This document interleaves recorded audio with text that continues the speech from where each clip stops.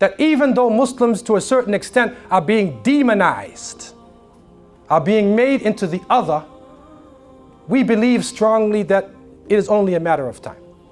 And that if we have patience, that it will change to another subject. Somebody else will become the enemy.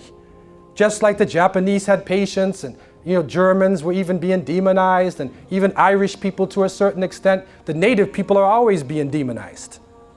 But after a while it changes, and now they're working on Spanish drug cartels and Afro-American gangs and Jamaican posse, and they're also, of course, the most terrible terrorist you can bring to the screen is the Arab terrorist, who's a Muslim.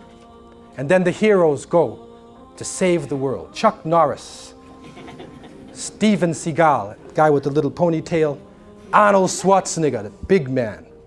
All of them are out ridding the world of the new menace.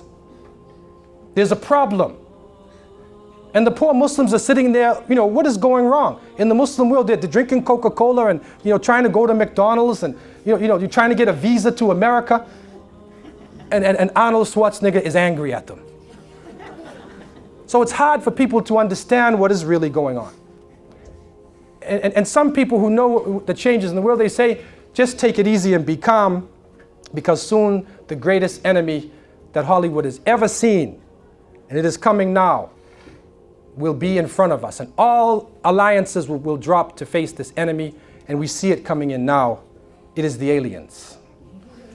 And so if the aliens take over as the enemy, then maybe, inshallah, somebody will leave us alone.